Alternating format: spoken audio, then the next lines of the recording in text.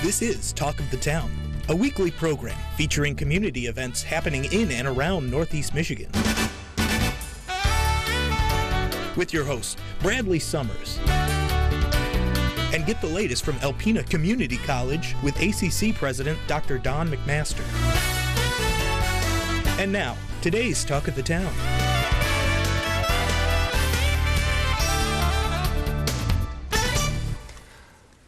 Good morning, everyone, and welcome to Talk of the Town. I'm your host, Bradley Summers, and thank you for joining us today as we explore our community's nonprofits and all the wonderful things that are happening.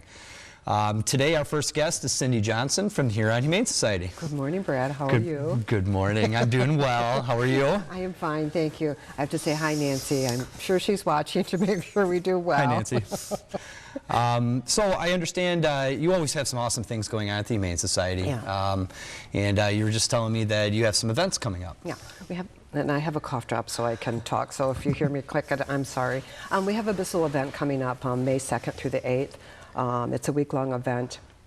The Bissell events help us adopt animals so that we can make room for more animals. So they're really important when they come up. Bissell event, the adoption fee is $25 at the Bissell. For Bissell, you get a free spay and neuter, free doctor visit, free microchip. But if the animal already isn't spayed or neutered, you have to pay a $50 refundable deposit. And as soon as you use your certificate to get that done, turn that in, and we refund that $50 back. Wow, that's awesome. It is awesome. Yeah. And is that for dogs and cats? Dogs and cats. Awesome. And we have both. Excellent. Lots of cats. So you were telling me the last time we had talked that you had quite a few cats at the shelter. Yes. Cats, it's kitten season. You know, people think, when does it ever stop? I don't think it does, but this time of year it gets in full gear. So we have mom kittens, we have kittens that are almost ready to go, we have pregnant moms ready to give birth, we have kittens, and there's a lot of cats out there and kittens that need help. So to help with these surprise births of all the cats in our community and all around us, spaying and neutering is really important. It is so important. I can't tell you how important that is. And I know that sometimes people think pet ownership you know, is risk-free, and it's not. If you don't take the time or the effort to make sure, if you're going to adopt, to get that animal spayed or neutered, it just adds to the population, and it really, really hurts the animals. So I wish that more people would think about that. Our board constantly thinks about, and maybe this year we'll try to look for funding to do some sort of spay and neuter grant for people who need it in the community. And I know it goes outside of our mission, but it would, in the long run, help us on the amount of animals that are needing help. Well, you know, I'm a pet owner myself, and you know, I had two wonderful cats for almost 2 decades each, and you know, one of the most responsible things that I was able to do as a pet owner was actually spay and neuter both of my animals. Because you never know, they might get outside, and local cats might come around, and all of a sudden we have babies coming. And it also is good for their health, male and females. If the males, it keeps them from ever starting to spray, takes away that urge, and then they won't get sick. They won't have urinary tract infections, all of those things that come with them not being fixed. And female cats are, they're kind of our typical, like, women. They develop those same diseases that we get, and sometimes end up having to have emergency surgeries, which are even more costly than a spay and neuter because they get such infections. So these services are not only just responsible, but they also add to the health of the animal. And the longevity and the more time that you can love and cuddle up on these awesome animals. Yes. But any animal that comes from us is either already spayed or neutered, or you're getting a certificate to get it done for free. So when you find shelters like us that offer that, it's priceless. So if I'm looking for a cat, or anybody out there is looking for a cat, what should I do? We always put them on our Facebook page. They're not all on there, but every day we try to put 2 or 3 up. But you can go to our webpage, humanhumane.org, and they're all listed.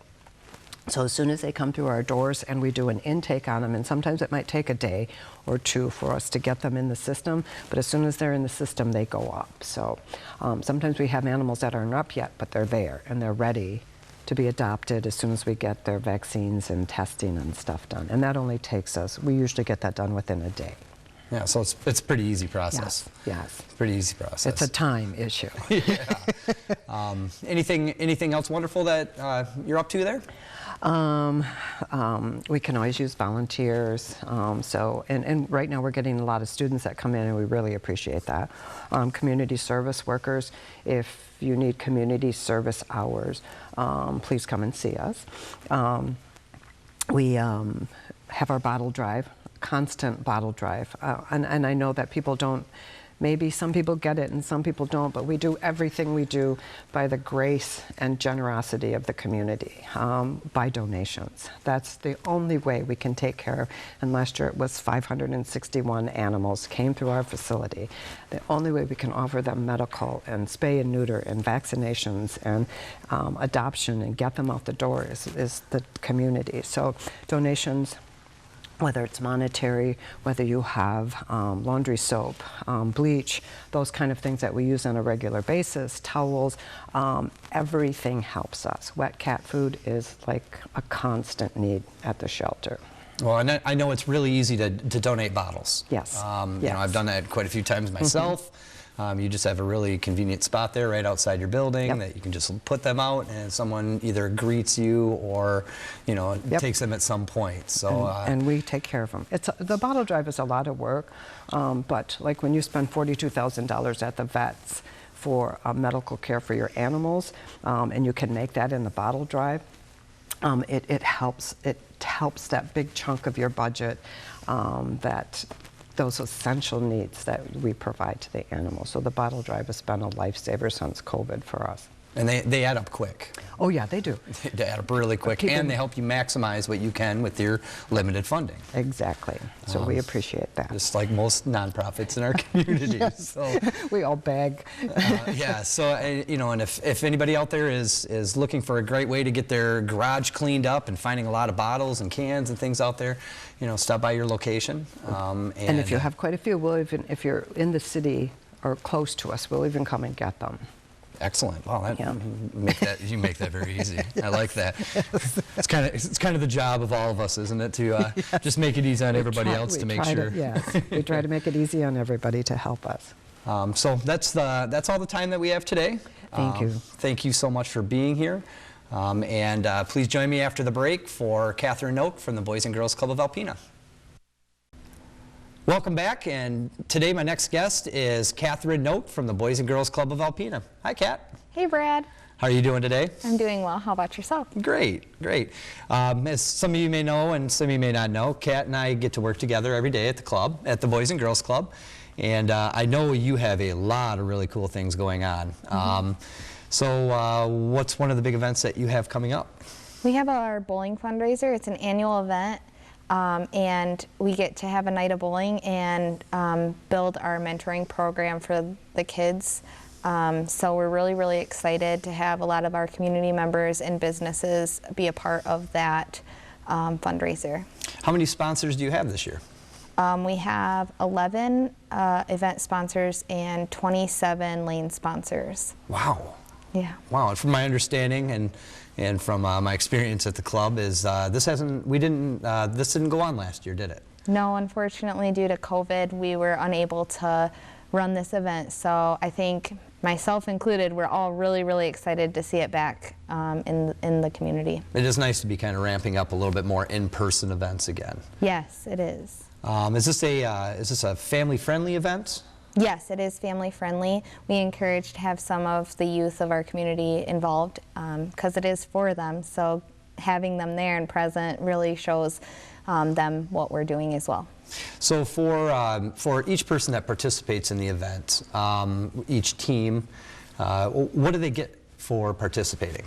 So our participants get a t-shirt and 2 games of bowling and shoes and pizza and pop. So it's really cool to be able to give them something to participate as well. How about any raffles or anything like that? Yeah, we have a lot of businesses that have donated items for us to raffle off.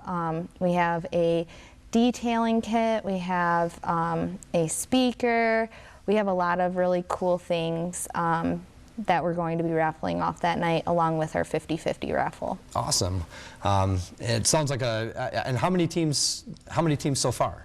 We have 46 teams so far. Awesome, and that's pretty much full, isn't it? Yeah, we only have 2 spots left, so. So if anybody out there wanted to participate in the event, what would they need to do?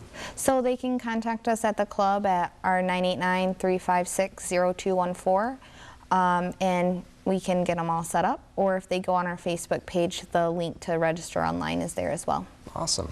And they can also call, correct? Yeah, they can call, and then again on the Facebook page there's a link to, even if they can't be a part of the event in person, they can donate to the program online as well.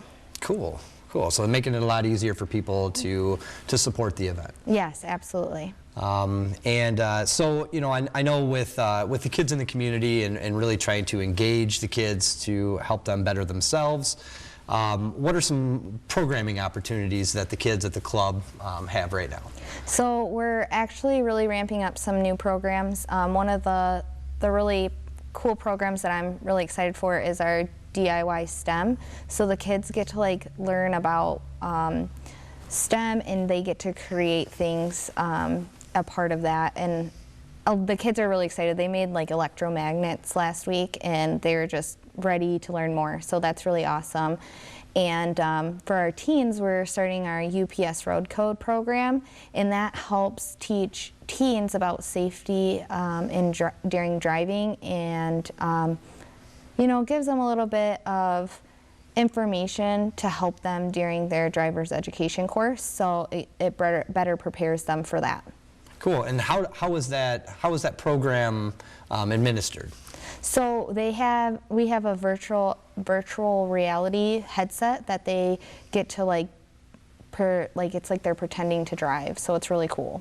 Awesome. So they really get the real world feel of being on the road, and understand what road signs mean, proper speeds, and how to be courteous to other drivers. Yes. Yep. Exactly. So that sounds pretty cool. Yeah, I'm really excited for that. So if anybody out there wanted to volunteer and to get involved or mentor, say for the DIY STEM program or even the road code or anything else going on, what would they need to do?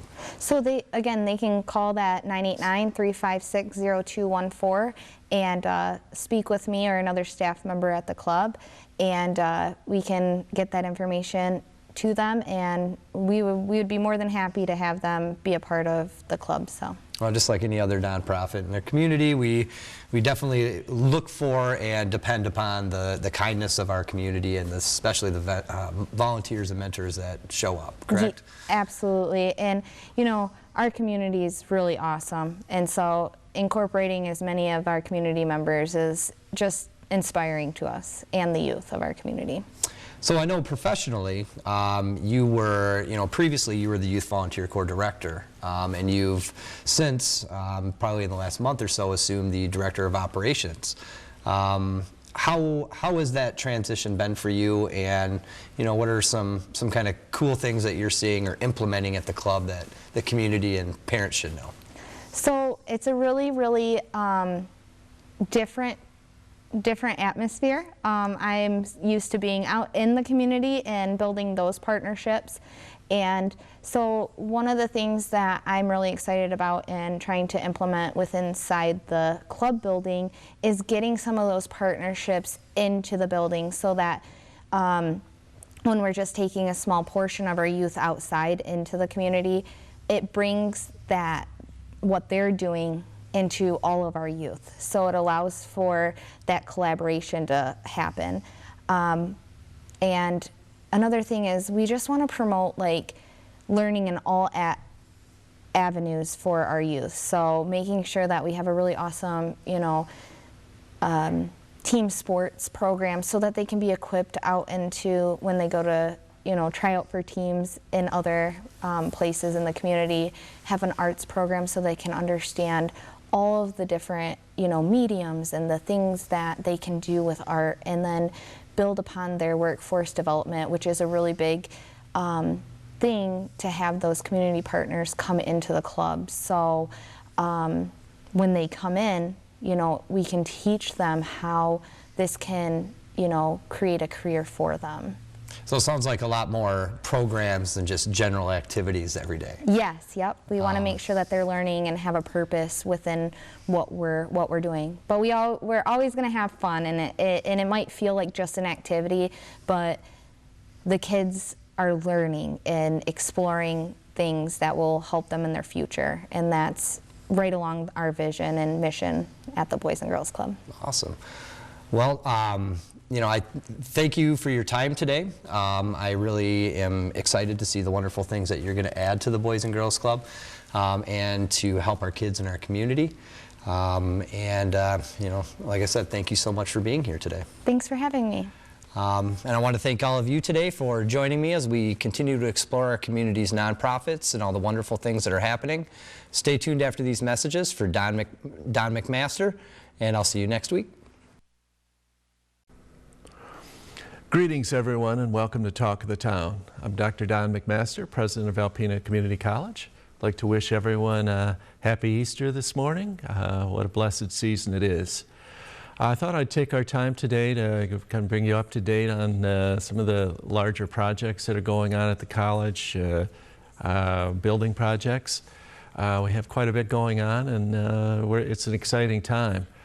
You know, the project we just completed, the Leer Hall renovation, is complete. Has gone very well. It's really, I think, everyone who has seen the project, seen the inside of Leer Hall, especially those who knew what the inside of Leer Hall looked like before, are delighted by it. Our nursing program is nestled in there, doing fine.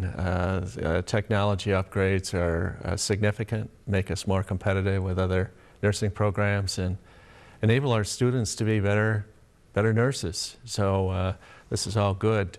You may have seen as you go down Johnson Street, there's an addition to the Leer Hall project, and that is a lecture hall. Funded by a very generous donation by Tim and Sue Fitzpatrick. It will be something that we don't have in the community. Very high-end space, seating about 60 people. Kind of a descending, like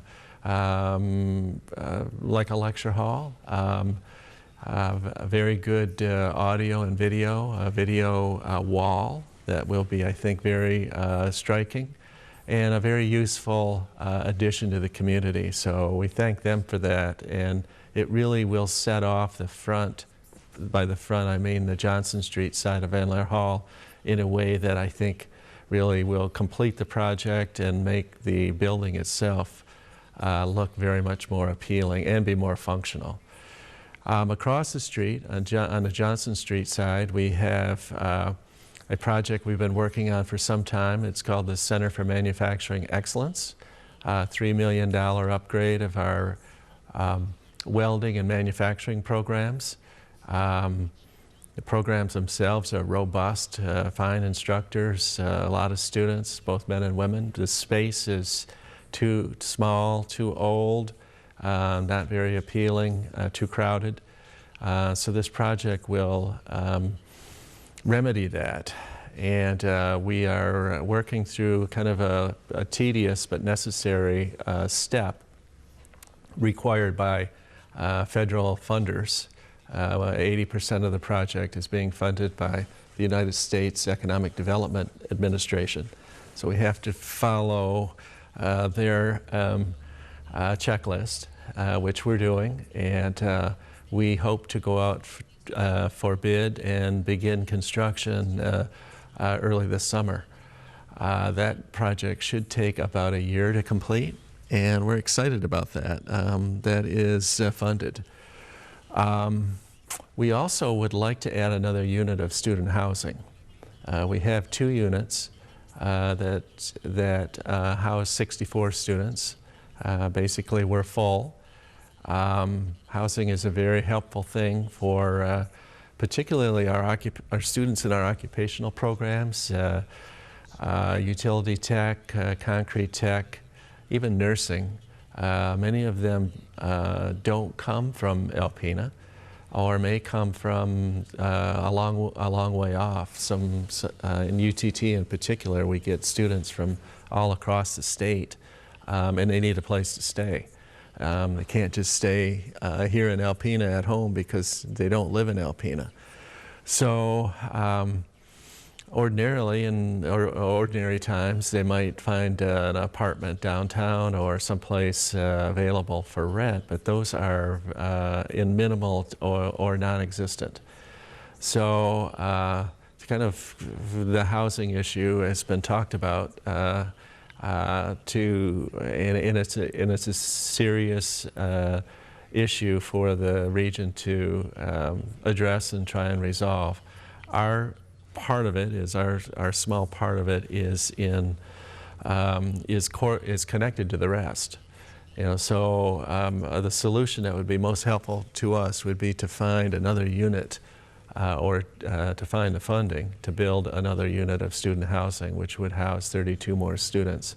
We believe we would have the capacity to fill that as well fairly quickly or possibly immediately. So that is not funded. We could borrow the money to do it. That's always an option, to borrow the money. Cost of borrowing is going up, so there's that. But I think there's some ways forward to finding funding that would not add more debt to the college, which has very minimal debt as it is. This is a good thing, I think.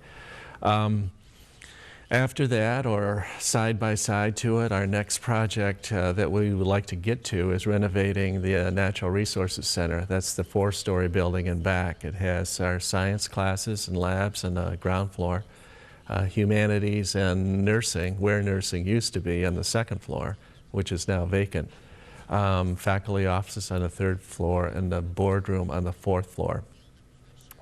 The building was built in '72, so it's 50 years old, and it shows. There's a lot of work that needs to be done. We've estimated the cost of that work to be $8.5 million. I think that's probably an accurate estimate. Capital outlay from the state is an option if you can get it. That's a very competitive process. I was in Lansing yesterday seeking advocating for our project to get into an appropriations bill that then, if the governor signs, the state would fund half of that. I think that's possible that could happen. The way that process works is the match. The college is responsible for half of the costs of the project, and the state would fund the other half. The state's half is the back half. So the college who gets capital outlay would have to come up with its money first and use it first. So that's not an $8.5 million project. It's $4.25 million, of course. Not a small amount for Alpena. But the building is significant to the college. It's functionally very sound. It just needs upgrades in almost every area, and those all cost quite a bit of money. Last, I would like to share with you, we are hosting and planning for an open house event scheduled for Saturday, September 17th at ACC. We are 70 years old this year, and we want to find as many people who have been touched by ACC to come back and walk around and see what's new and kind of walk down memory lane. We'd love to have you, and so count on us reaching out to you sometime between now and then, and we look forward to having you back on campus. So thank you, folks. Happy Easter again, and thank you for all you do and in your support of Alpena Community College. This has been Talk of the Town with your host Bradley Summers and Dr. Don McMaster. For a list of community events taking place in Northeast Michigan, please visit our website at wbkb11.com and click on our community link. This has been a Thunder Bay Broadcasting Corporation production. All rights reserved.